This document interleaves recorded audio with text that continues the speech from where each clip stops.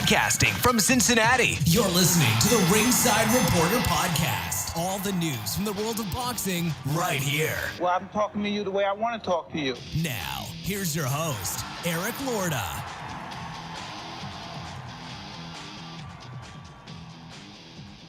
And we are live. Welcome to the Ringside Reporter Show, where we talk about the latest boxing news. If it's related to boxing, we'll talk about it right here. My name is Eric Lorta, and I'm here with my co-host, Joe Habib. We got a great show for you today, and if you want to call in, 570-530-8316. Let's get it started. DAZN, the pay-per-view, Fabio Wardley versus Joseph Parker for the WBO Interim Heavyweight Title. Listen, Beeb, before we even get started here, I think we have the right to gloat a little bit. Because last week, you asked us, hey, is this pay-per-view worth it? Beeb, like I told him last week, if you're going to buy one pay-per-view this year, it's going to be this one. Fabio Wardley and Joseph Parker, this is the one to buy because we just felt it. I mean, we just knew it was going to be, the undercard wasn't great. I'm not going to lie to you. But that's what I told you guys. You have to buy this pay-per-view because Beeb and I looked at it. We're like, this could be Fight of the Year material. It could be absolutely Fight of the Year material. And Beeb, it was Fight of the Year. Give me a better fight. Give me a better fight. Now listen, Canelo Crawford was definitely the event of the year. No question. Give me a better fight than this one. Can't do it. What about Conor Ben versus Chris Eubank? Doesn't even come close. Doesn't even come close. Doesn't even come close. Not even a little bit, Beeb. Not even a little bit. That's what I'm telling you right now. Fabio Wardley wins by TKO in the 11th to win the WBO interim title. This was definitely a candidate for Fight of the Year. Parker was in trouble early, like around the second round. But he kind of found his footing, started boxing very well. Definitely, it wasn't a one-sided fight, but Parker was definitely winning the fight, I thought. Wardley landed multiple shots on Parker, unanswered shots in the 11th round. Actually, it was the 10th round, the 11th round, the second round. When it seemed like when Parker got in trouble, Wardley really turned it on.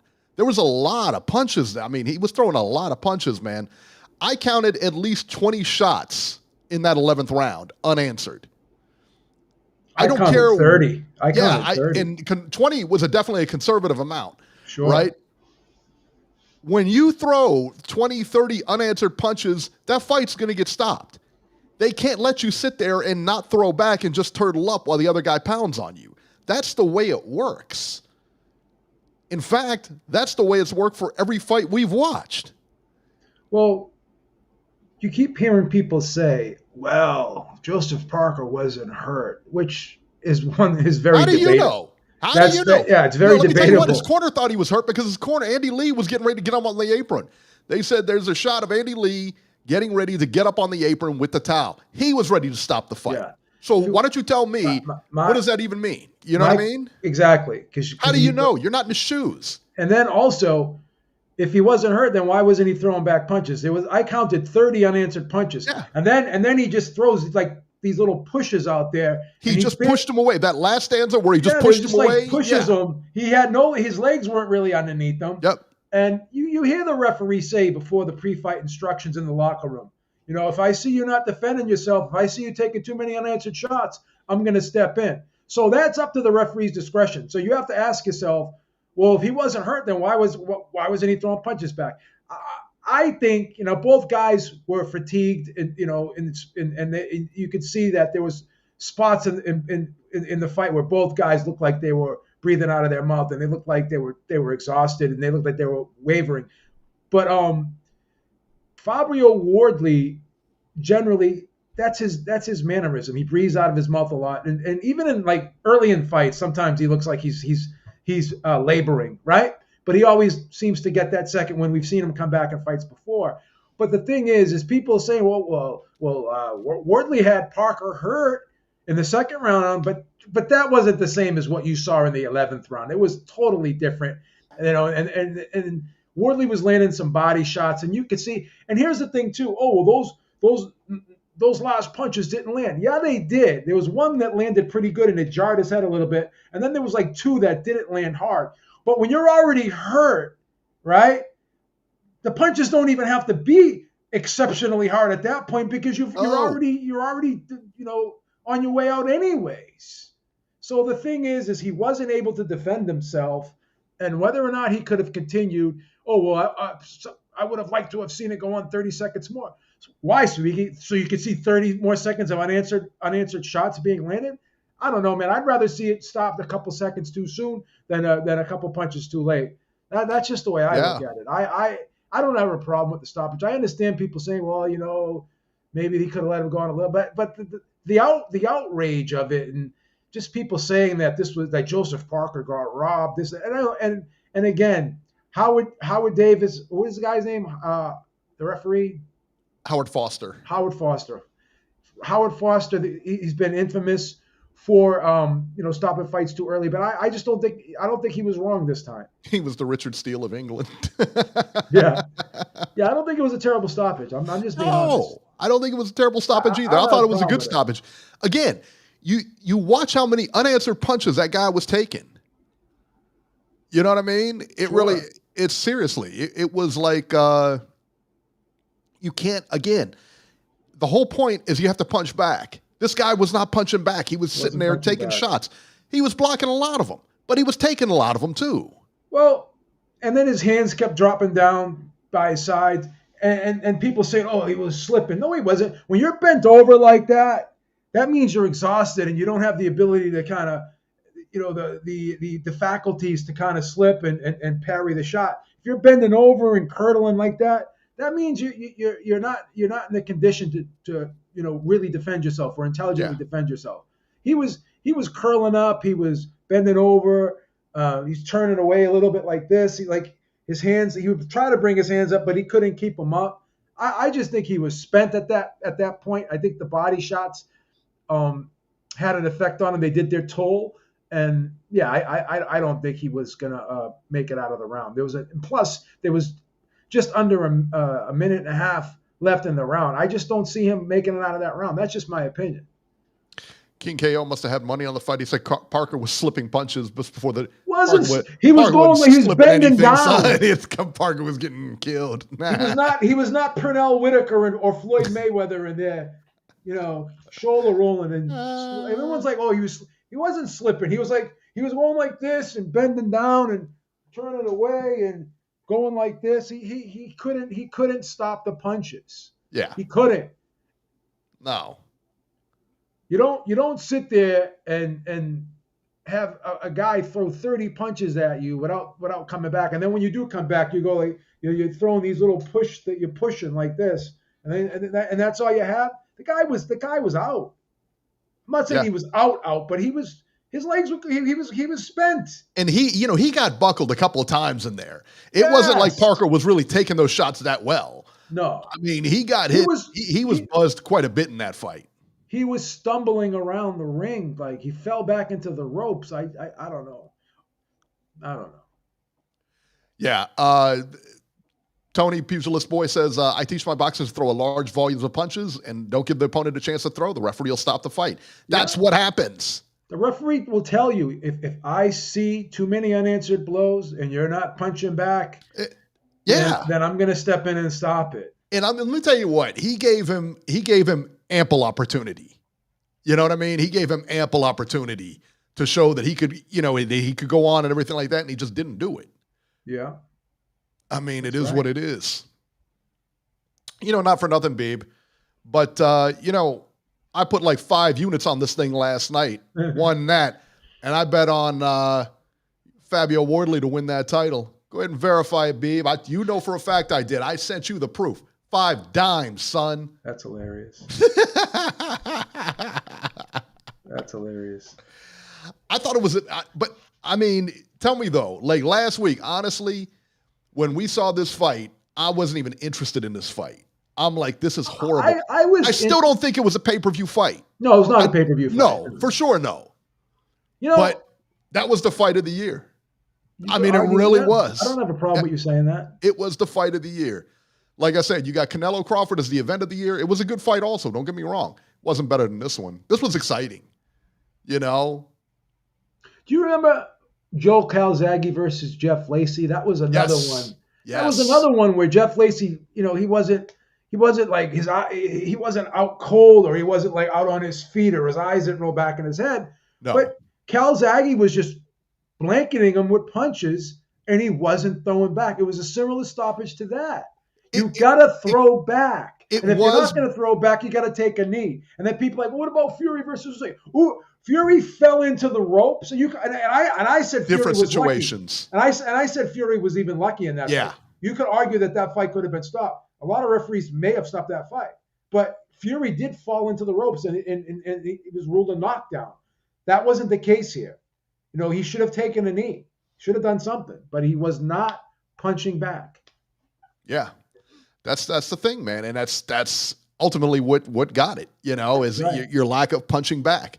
Now, Parker was ahead at the time of the stoppage, 98-92, 96-94, and 95-95 even. So 2 of the 3 judges had him ahead. 98-92? Yeah, I had it 96-94. I thought it was. I didn't score it. Yeah. But I know I gave more rounds than 2 to Fabio Wardley. Yeah, I agree. I don't know what that guy was watching, but I thought 96-94 is a little bit closer, a little bit more in line with everybody's scores. Because listen, man, Parker was definitely winning the fight. He was. He was definitely winning. No question about that. And then you look at that round, and it would have been 6-5 after that round, right? Because Wardley would have won that round.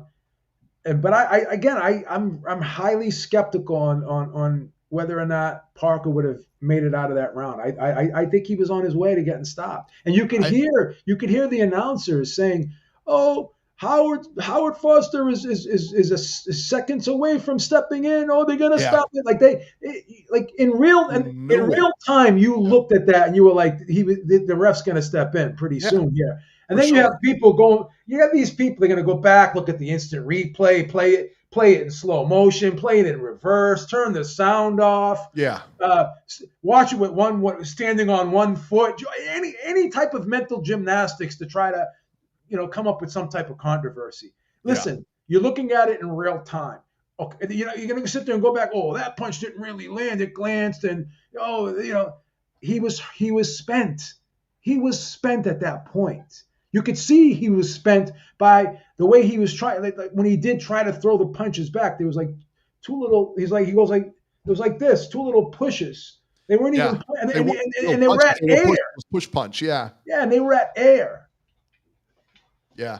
So Stephen 47 brings up a good point because I was the same way. Yeah. Surprised at Parker's weight coming in. What was he? 262. Yeah, he's been coming in heavy lately. Dude, his best performance was at 245, 247, in the 240, somewhere in there. Yeah. That's when he beat Wilder. He was 240. Yeah. His other big win came at 240. Dude, why would you come in that heavy? I don't understand why he would come in that heavy. Yeah. He came in heavy for Bacoli too, but it didn't really matter because it was Bacoli had like 2 days to fight, to like. No, but Parker came in heavy too. He was like in the 260s versus. I don't understand that either. Yeah. So I'm not so sure if this 260 pounds or so version of Joseph Parker is the right type of weight for him. I don't think so. I don't understand why his trainers let him get to that weight. Well, the same thing with Fury. Like when Fury weighed 281 pounds for that rematch with Usyk, I was disgusted. I really was. You gotta. I'm going to say it, and I'll say it again. I think they should have a 265-pound weight limit like they do in the UFC. Yeah, I don't hate it. I don't hate it. I don't want to see sloppy. I don't like the fact that a guy can just come into a fight sloppy and out of shape like that. And then you're paying these guys, fans pay to see these guys fight. And then you functional 281. But I just don't like it, man. I get pissed off when I see it. It's like, damn, like, it's too much. It's too much. And 265 should be the limit. It should be exactly like the UFC. The Klitschko's 6'7", 6'6". You saw Joshua 6'6", whatever. These guys are well within the 265-pound range, right? Yeah. The only one, who was it? Valuev? Valuev was the only one. I think he was. And he was kind of fleshy himself too. He was. He could have definitely dropped. He could have got down to 265. Like, you know. For sure he could have. Yeah. So yeah, I'm not with that. No, I thought, and I'm wondering if this old Zuffa TKO thing, if they're going to have that, if they're going to put that weight limit on there for the heavyweights. For heavyweights, yeah. I'm not against it. I know people be like, oh. No, how big do you need to be? I mean, really, you're fighting on a heavyweight, like, you're worried about your health at that point when he's 300 pounds coming in here. What was Miller? Was it like 320 or something like that? Yeah, he's too heavy too. He's too heavy too. There's no reason this guy's fighting above 300 pounds. No, I don't want them to be clinically obese. Oh no, man. This is for health reasons. This is for health reasons. For health reasons. You're gonna make America healthy again. We need this. Oh God.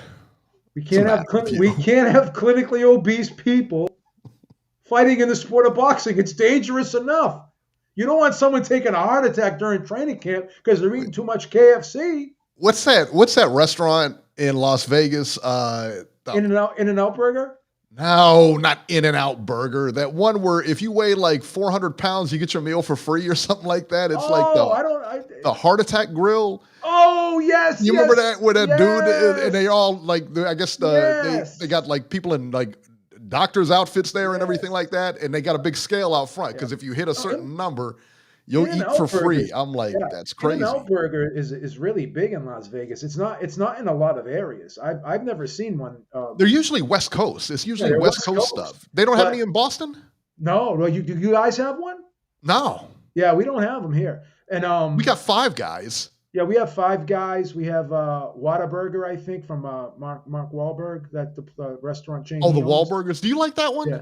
I've never been. We had one here. It closed down. I mean, it was okay. It wasn't. Yeah, crazy. I heard it. I haven't heard great things about it, but I'm not going to shit on it because Mark Wahlberg is from Boston. So, like he's watching the show. Show him some respect, man. I don't. You never know when I may run into him. Sometimes he's in town. Sometimes he's in town doing movies. Yep, you catch him, boy. That's it. I think he moved to Vegas too. He used to live in California. I think he moved to Vegas. Yeah. Yeah, I think he probably did. That's where everybody moves to, don't they? A lot of people move to Vegas. They're moving to Florida now, Texas. Who said 350? Who said 350 was high? Or somebody said, it should be, Alex Bellotti says, agreed, but it should be 350 pounds. No, come on. Sign.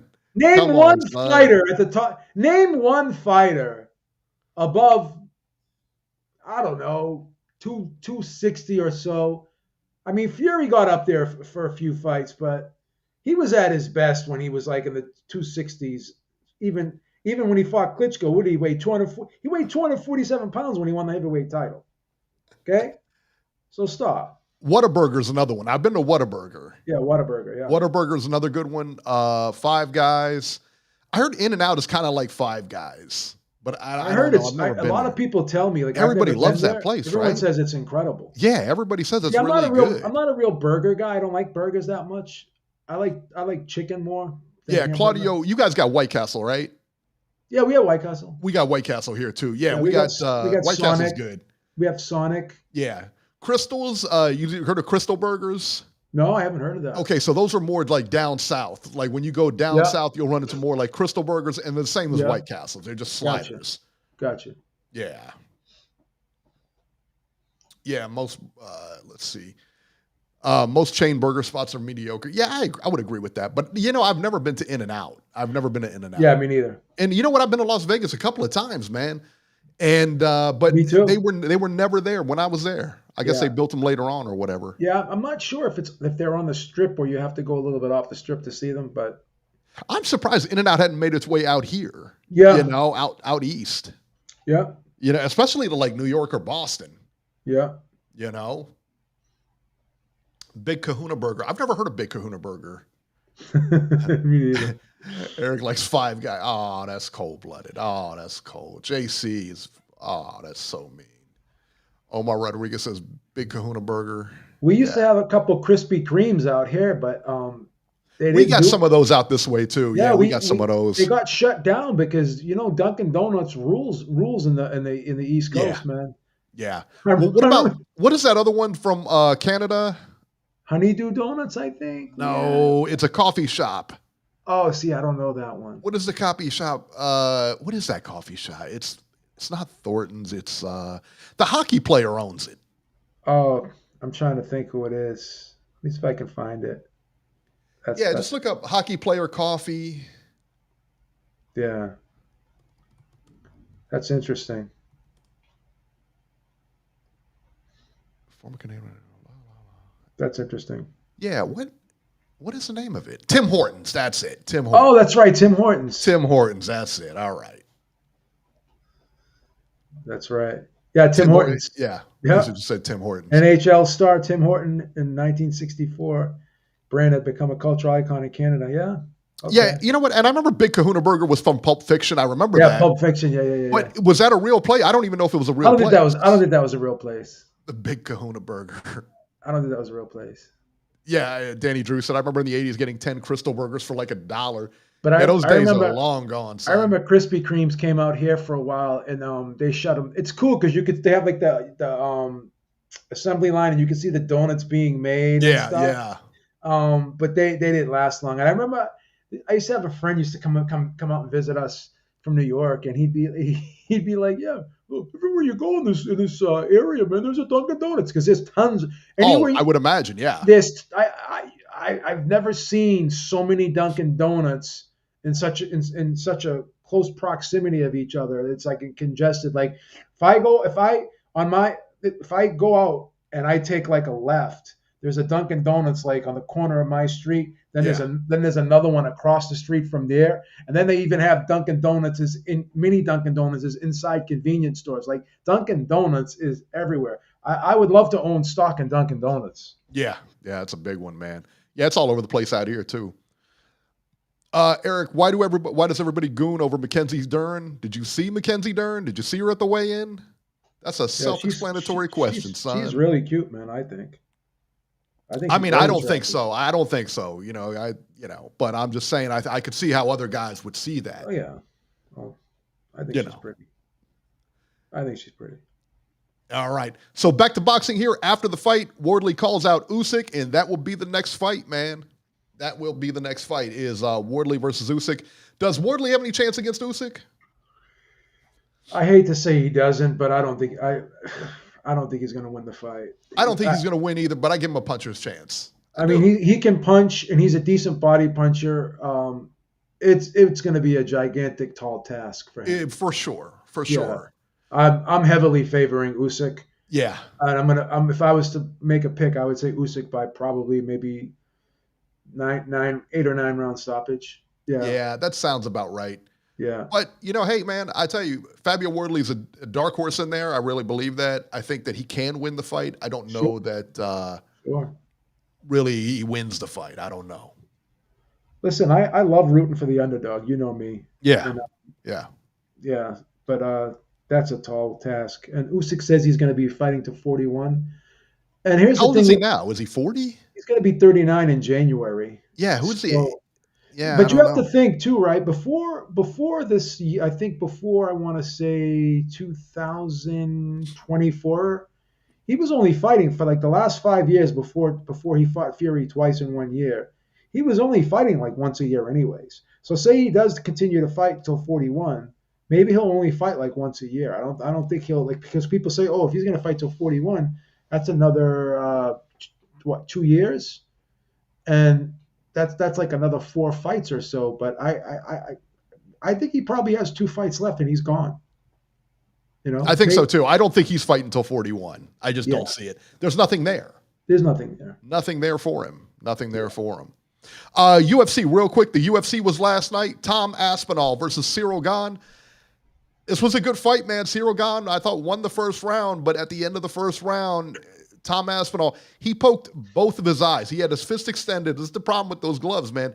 He extended the fist, open hand, both eyes got gouged. Like, you watch the replay, it was sick.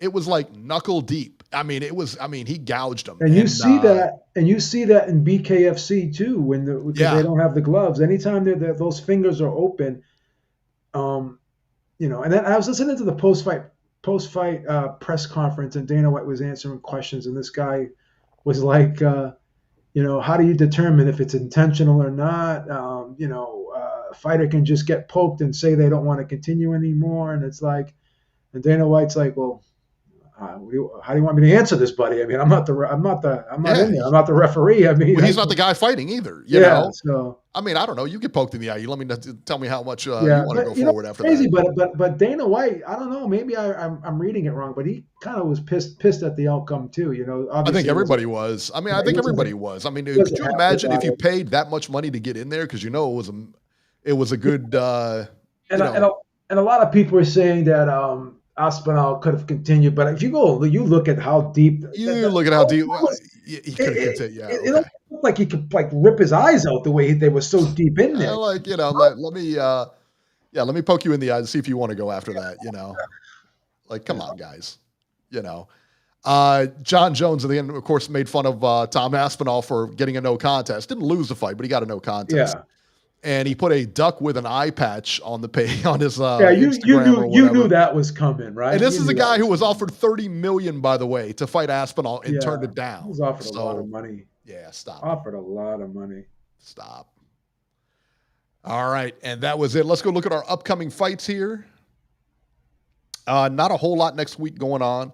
Let's see. This is the 26th. So October 29th in the Philippines. There's a fight going on. Melvin Jerusalem versus Sakaloa Q's 12 rounds for Jerusalem's WBC strawweight title. And I mentioned this because on the card is Nico Ali Walsh, who, as if you guys didn't know, is the son of or the grandson of Muhammad Ali. Beeb, you didn't know that was news to you. No, I just found that out today. I just found that out too. But I asked this because is Nico Ali Walsh still with Top Rank? Here's the thing, because you have to ask yourself: is Top Rank doing a little house cleaning because they don't have a television deal? And you know that Vito Milnecki was with Top Rank after leaving PBC, but now he's going over to TKO Boxing. So how many people are going to be leaving Top Rank? How many people are going to be leaving PBC? And I talked about it before too. Everyone's like, okay, this is going to be like a contender series, and you're only going to have like mid to low level guys. But you have to also keep in mind that these guys don't fill up a card with all stars from top to bottom. You need mid to lower level guys to fill up an undercard. So Eddie Hearn's going to need some of these guys, and so will Golden Boy and so will Top Rank. So that's part of the reason why they're looking at this as a threat, because as I said a couple times now, the talent pool for that level of fighter that they need to fill up an undercard is now going to shrink a bit, and they're going to have to compete for those guys now, right? And those are the guys that I like to call per diem fighter. A per diem worker is someone who just sits there and waits to get called up. Hey, you're a per diem nurse. Hey, Susie called out. Well, we're going to call up Annie, see if she can come in. And Annie sits by the phone, and she's just per diem, right? There's a lot of fighters like that sit by the phone, and I hate to be redundant, but I've said this over and over again, that don't have contracts with promoters, that don't have a steady schedule of fights, and they just fight whenever they're called. And you can see guys that'll be out, a year, 2 years, right? So this is an opportunity for a per diem fighter to become a full-time fighter. Yeah, for sure. For sure. And so, like, again, man, and like I said, Nico Ali Walsh is really the name I recognize on that card. Yeah. That's the guy. And again, no TV, No TV. October 30th in Montreal on the Top Rank Classics channel. Yeah, that's what I said. Mary Spencer versus Michaela Mayer, 10 rounds for Spencer's WBA women's title. Yeah, that belongs on there. But I guess, the other thing is too, again, Top Rank has no TV deal. They have no TV deal right now. And that's a big deal, especially if you want to keep talent or sign talent. You probably should have a TV deal. And let me ask you this. The situation with PBC over at Amazon, for all intents and purposes, they don't really have a broadcast platform deal either, because they're just, Amazon's just turning into a pay-per-view distributor for them. Yes, for sure. It's like, so when Andy Foster says, and I know we're going to get into this later, when Andy Foster says, hey, listen, Ariel, they've lost like 4 to 5 major TV deals in the last 5 or 6 years right now. Boxing in America, is it for anyone like Ariel's sitting there saying, "Oh, boxing's great, boxing." It's not great in America, Ariel. It's not. We had a great fight with Crawford Canelo. Name another great American fight we've had. We're talking about fights of the year right now, Eric, and we just mentioned fights that happened in the UK and happened in overseas. We're not talking about any fight of the year that happened in America, right? So and Crawford's 38, and Canelo's going to be 36 soon. He's been in boxing for over 20 years. These guys, like who's the next star going to be? I hope it's Boots. I hope it's Shakur. Right.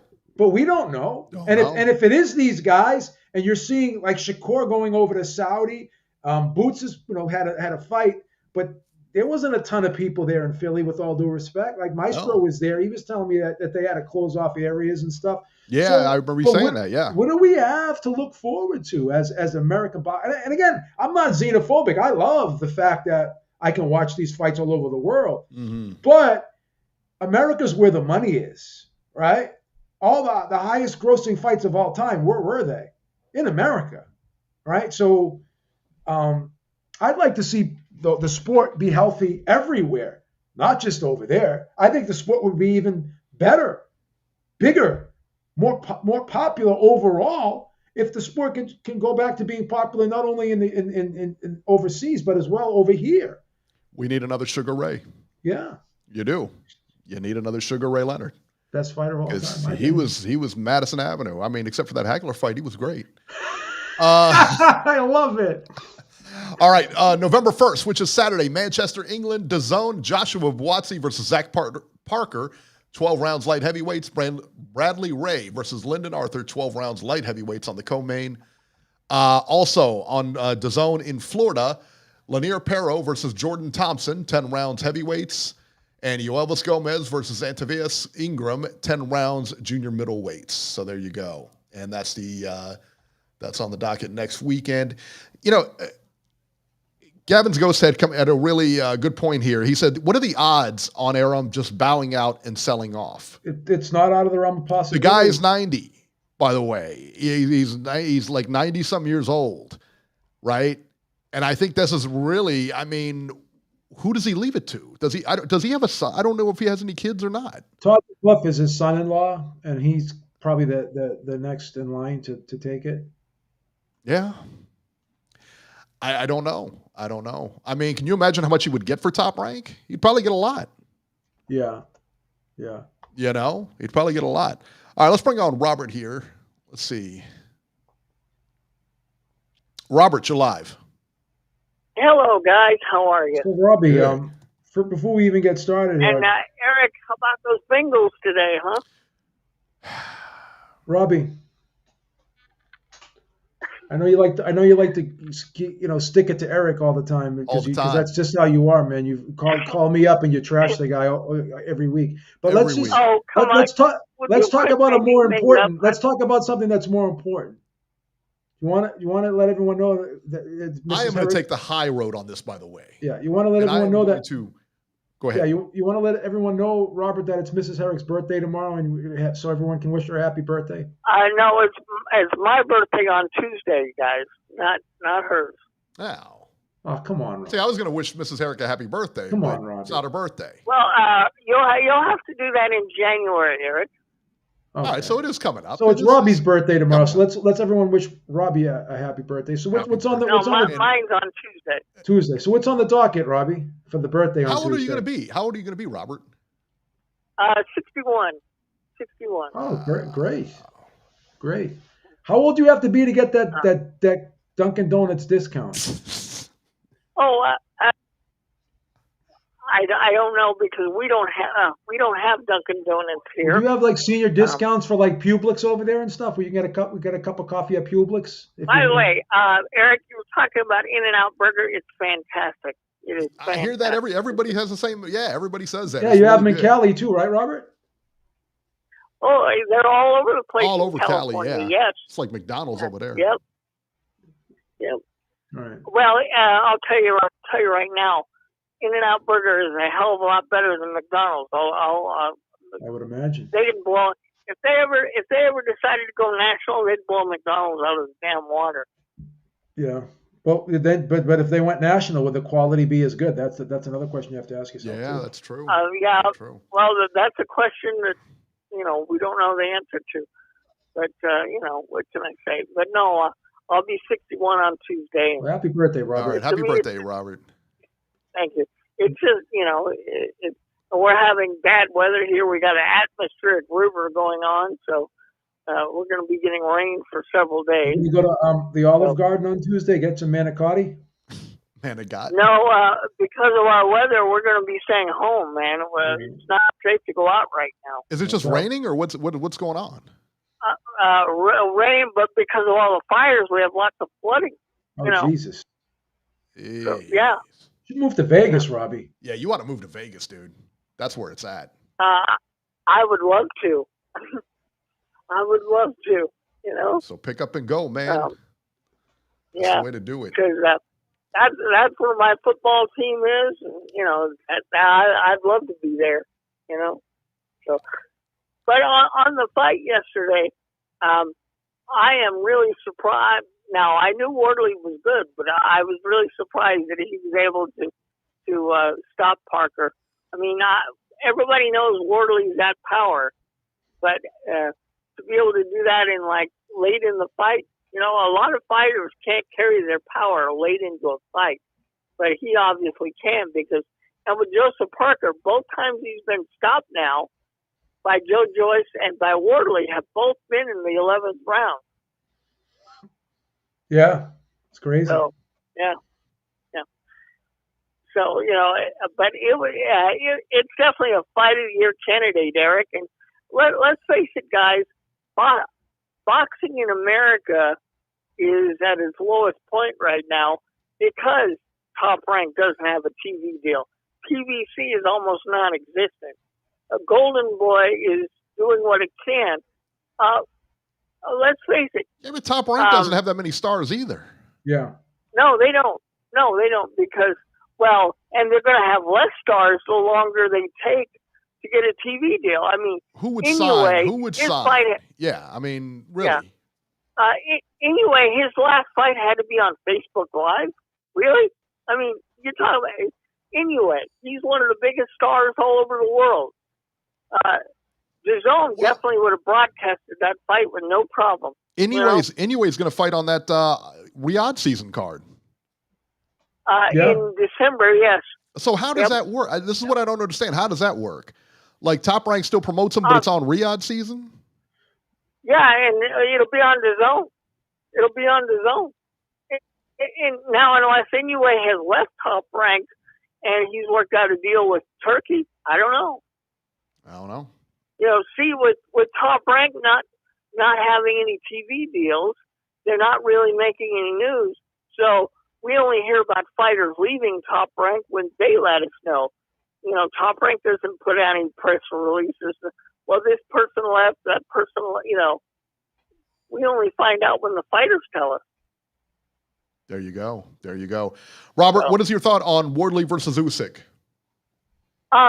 I think Alexander will definitely win the fight, and it's possible he might stop him because Wardley is pretty slow-footed. He's got fast hands, and his feet are okay. But Alexander Usyk is like a Picasso in there. He moves around like a lighter weight fighter because remember Usyk doesn't allow himself to gain a lot of weight. I mean, Usyk comes in at 225 maybe. He's always in shape. I mean, he's always in shape. Yeah. So, if Wardley's going to keep up with Usyk, he may have to think about actually losing some weight because otherwise, I think Usyk could dance around him, and if he wanted to, he could make it a boring fight. He could either do a Floyd Mayweather and box for 12 rounds, or he could wear Wardley out by making him move around the ring and then stop him late. So he could do it either way. There you go. All All right, Robert, we're going to get running here, man. I'll put you back on hold. Happy birthday, Bobby. All right, see ya. Bobby. All right. Doesn't matter with you. All right, let me see here. Gavin just said there was a boxing, what is it, in Saudi on the 15th? I'm not seeing anything in Saudi on the 15th. Yeah, me neither. I'm not seeing it. But... Espinola, Emiliano Vargas, I don't see any of that. I don't see him on the I see a bunch of top-ranked guys on the Riyadh card, but that's it.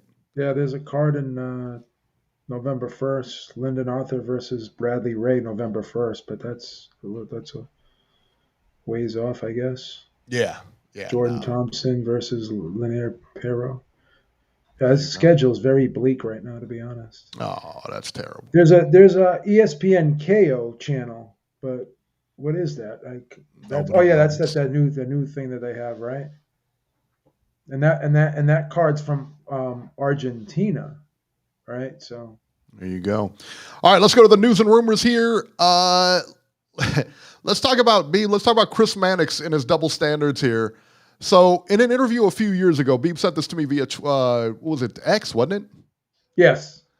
Chris Mannix stated that he was tired of the sanctioning bodies and that PBC is a good thing for having their own belt. However, when talk of the Zuffa belt came out, Mannix has been an outspoken opponent of the Zuffa belt and TKO in general. So basically, if it doesn't line up with his narrative, you're not interested. Can't we just, honestly, instead of just having all this nonsense here, let's just give it a shot. You know what I mean? Because it does sound like a good idea. Let's face it, in the UFC, there's very few matches that you wanted to see that you didn't get to see. Yeah. Fedor versus Couture, John Jones versus Aspinall. Those are really the only two off the top of my head I can think about. That's it. Yeah, and John Jones, that's he just doesn't want to do it, but that fight could get made tomorrow if he wanted to do it. So yeah, he wants to fight on the White House card, but I don't think they want to put him on there because of his, No. He's just inconsistent. What this is really all about, it's not about the fighters. It's actually about they're looking at this as a threat because Chris Mannix he's on DAZN. And this TKO Boxing is a competitor. It's going to be on Paramount Plus on a much, much larger platform. There's 77 million subscribers on Paramount Plus, where there's 20 million globally on DAZN. And how many of those 20 million are actually United States subscribers? I know a ton of people anecdotally that from my own interactions with people online and people that I know, they've canceled their subscription. So This is what this is all about. Is these guys are threatened by the competition. You got Chris Mannix over at the DAZN, and he knows he works there. So if he feels like if this thing takes off and a lot of these fighters go over to TKO Boxing, because as I said, you need these guys to fill up undercards. Even though they're not all superstars. They're looking to make superstars while a lot of these other promoters, are taking superstars, right? Like right now, Eddie's taking superstars like Boots Ennis. That's a guy that he got from PBC, sort of kind of, right? Because that guy was a free agent, but he was primarily fighting on PBC. These guys are willing to rebuild from the bottom up, and those are the guys that, like I said, they're waiting by the phone, and if they don't have to wait by the phone anymore, then it's going to be hard for these other promoters to fill up their undercards. And if this thing takes off, then more people are going to be watching this instead of watching DAZN events, right?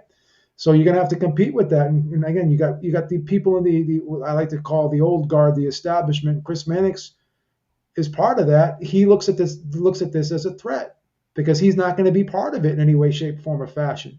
So people who aren't going to be part of this, of course they're going to hate it. They're going to be like the jealous girlfriend. Turki Al-Sheikh is subsidizing this sport, and he's the one getting behind this. So again, if he's going to get behind this, they're saying, well, they're out there saying, well, what about us? Yeah. What about us? And they don't like it. This is a threat. So the biggest people who are concerned about this, first and foremost, in my opinion, are the promoters. And then you have some of the other broadcasters maybe being concerned about it. DAZN's going to be concerned about it. So I think the promoters, DAZN, and I think the sanctioning bodies. The the least group this really hurts is the fighters. This can only help the fighters. Yeah, it gives you another option. It gives you more leverage now, because now these guys got to compete for your labor. I don't understand, like, why can't we just like get the news? Why does it have to be opinioned? Why does it have to be, they have to put their narrative on it? Just give me the facts. I can decide what I like and what I don't like. Well, they want to abolish the Ali Act. They want to gut it. Yeah, it's not just what they nonsense. want to do. It's just nonsense. And we've said the Ali Act is still there. It's an addition to. Yeah, and when we said this, and I said this the other day to you, Eric, and I'm like, well, this amendment has been proposed. Really, they really haven't had a discussion about this in Congress. It's nowhere near going to be brought to a vote. And by the time that TKO launches in January, this amendment will not be in place. So they're going to be operating without this amendment regardless, right? So they're not breaking the original Ali Act.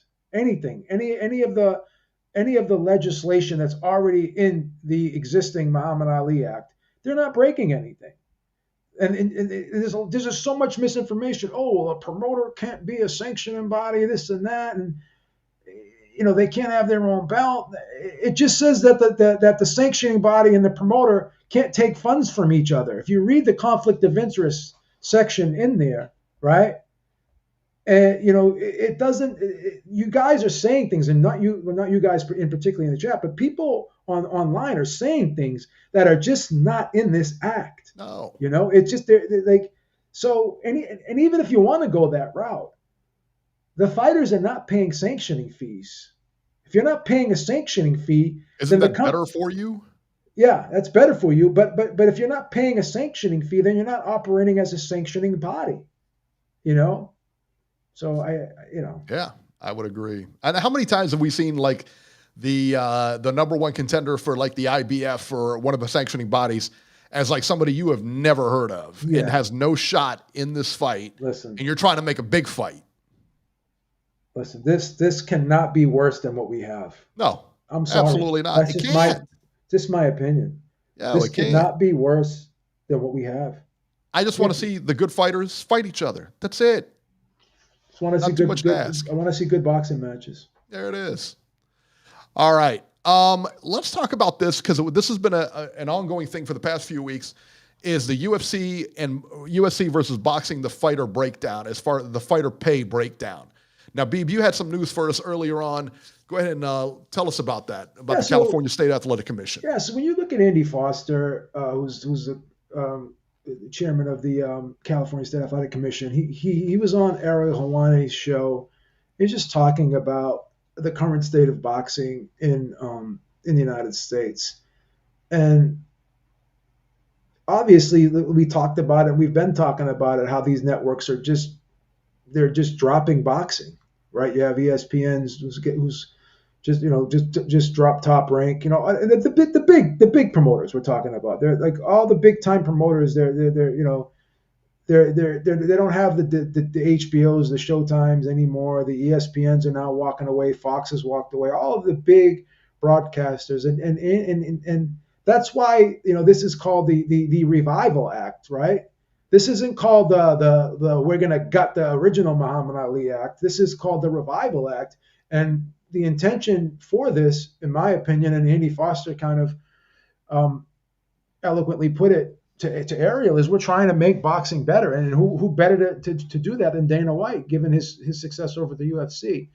And then, Ariel keeps talking about the fighter pay and, the percentages and this and that. And listen, a lot of these things that people are talking about, like the fighter pay, how much they're making, what the percentages they're getting, all that revenue from the gate receipts and the gate attendance, all that stuff was going to the commission anyways. What the promoter was paying the fighter, all that information was already going to the commission without the Ali Act, because they have to give that information so they can deduct the fees, right? The fees are deducted on a percentage.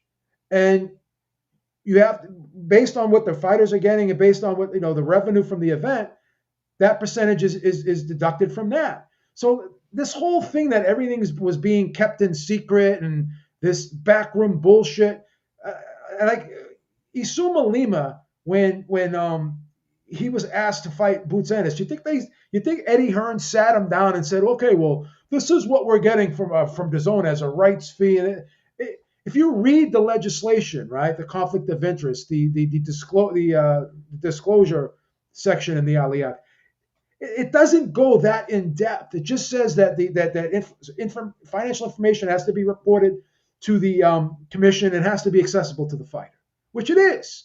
So that all that was done without the fighter. And now this whole thing about the percentages, boxers get an 80-20 split. No, they don't. Only the main event guy gets 80-20. If you factor in the whole card, the promoters generally is keeping 60%, and the card as a whole is getting the 40%. And Andy Foster talked about that because, once again, he's seeing all this come in because it's a requirement. Remember, I'll repeat, he has to know what the event's generating, and he has to know what everyone's getting paid so he can deduct the fees accordingly.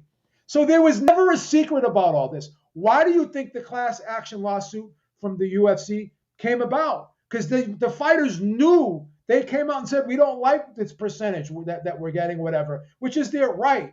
So with or without the Ali Act, anyone can sue anybody. Contract law is always going to be contract law. If you want to say that there's you're a victim of a predatory contract, an unconscionable contract that is heavily leveraged against you, you have the right to take that to a state superior court, and you're more than likely, not even more than likely, you're going to get your case heard quicker and more efficiently than having to wait to get your case heard before a federal district court judge. So this whole hullabaloo about how this Ali Act is the saving grace and holy grail, I'm not against it, but I just don't think it is what a lot of you people think it is, because it takes a lot to, the mechanism of invoking it is not easy. It's a process. And not anyone can sit out 2 years like Mikey Garcia and sit out 2 years like Andre Ward. Now, Andre Ward didn't go before a federal district court judge. He didn't invoke it. But Mikey Garcia invoked the Muhammad Ali Act, and he wanted his case heard by a federal district court judge. And it took him 2 years for that judge to hear his case. Listen, Lima can't do that. The average fighter cannot do that. So don't try to act like this is like the holy grail, and don't try to act like everyone gets 80-20 when it's just the main event. You could look at Canelo versus William Skull. What did Canelo get? Like 80 million? William Skull got like 3 million. That's a 96.3% split. So not everyone is getting 80-20. Just that main event fighter is getting 80-20. Maidana, when he fought Mayweather was guaranteed 32, and then Maidana was like 1.5. And how many fighters, when Mayweather had that deal with Showtime, how many fighters were fighting him and they got no pay-per-view upside? He got it all.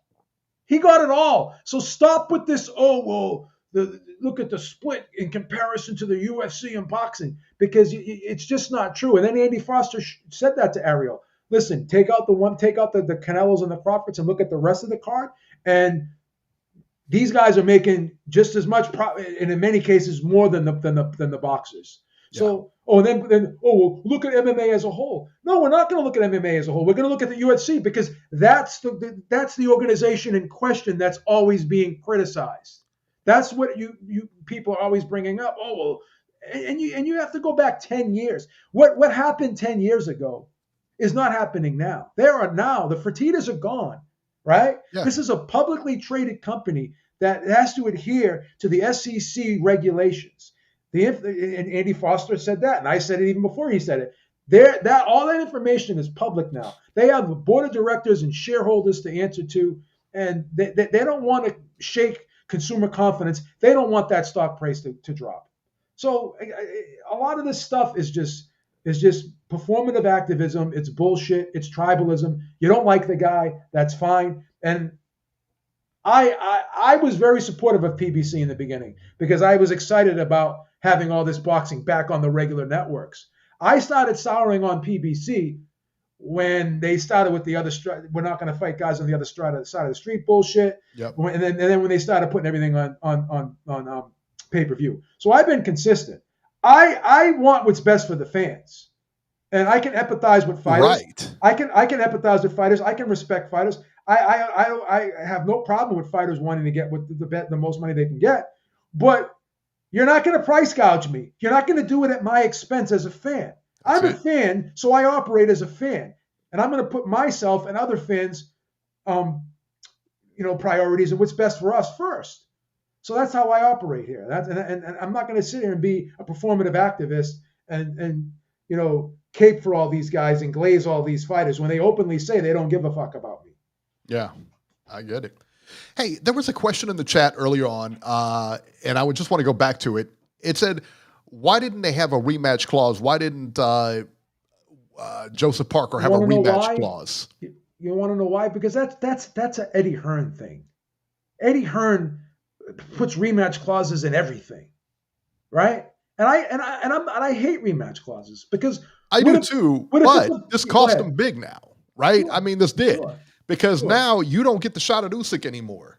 Yeah, but you don't get that shot. Why would you take a voluntary? And he's got a point here because why would you take a voluntary defense or voluntary fight? Yeah. Because you're going to fight the big guy next. You took that fight with nothing on the table. That was his decision. It was his decision. His decision. No rematch clause, no safety net, no nothing. Yeah. And he was a champion. That was the other thing that bothered me about the fight yesterday. Why did Fabio Wardley come in second? Why did Parker come in first? He's the champ. Yeah. He's the interim champ. That was completely disrespectful. Yeah. Well, it's funny because even though being the interim champ, he was thought of as the B-side because it's not right. B-side, if you're the champion, always comes in second. Well, this is another thing, right? Because it's not about who's the better fighter or who's the champion. It's about who's more popular, right? And that's not right always. No. It's not right because you got to give the champion some respect, you know? You got to at least give that guy the courtesy of showing him the respect of being a champion. And I'll tell you what, Parker's management is promoted. They didn't do him any favors by not putting a rematch clause in there. And that wasn't I thought about that yesterday. I was like, what if there's a rematch clause? But then it may be because it is an interim belt. It is that WBO or whatever belt they fought for yesterday. That might be, hey, the winner is going to fight this guy. That's it. It's set in stone. Well, here's the thing. I don't know. Here's the thing. This is one of the rare occasions where a rematch clause would have been warranted. But how many times is a rematch clause not warranted? Like, for instance, because you just don't know how the fight's going to play out. Like, I believe Anthony Joshua supposedly had a rematch clause against Dubois.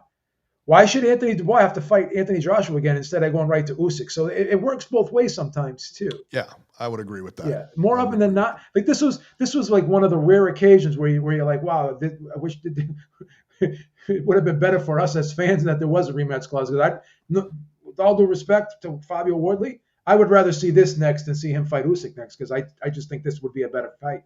Yeah, I think I think it was definitely just I understand really good matchup. I understand your point. Really I understand the matchup. point you're trying to make. Yeah.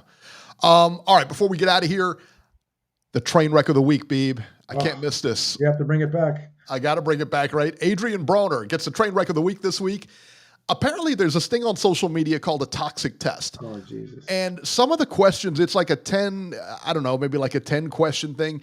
And this is like, it's got like some really salacious questions on there. Oh, right. Like, who was the best, who gave you the best sex of your life? Who was the person you cheated on with everyone?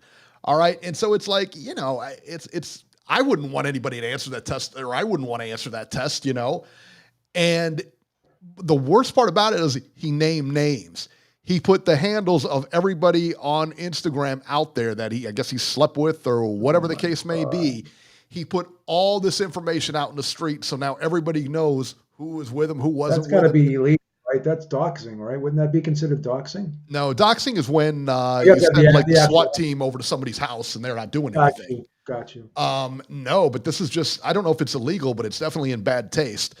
I don't know, man. He's fallen over. I mean, he's been talking lately that he's going to be with Don King. He's going to fight soon and this and that. I don't see anything moving in his direction at all. No, it looks like a guy just trying to stay relevant. You know?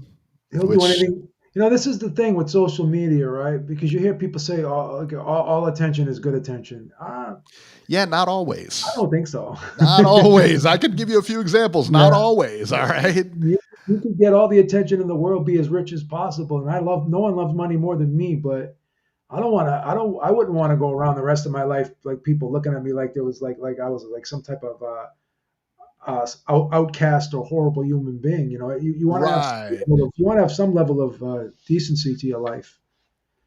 Insane. Yeah. And last but not least, on December 13th, we will get the third match of Dillian Whyte versus Derek Chisora. Why? Why? Who was actually clamoring for that fight? Yeah. I don't get it. I don't get it. I'm not dying to see that, but I'll probably watch it. Well, we're going to watch it. I mean, let's face it. Yeah.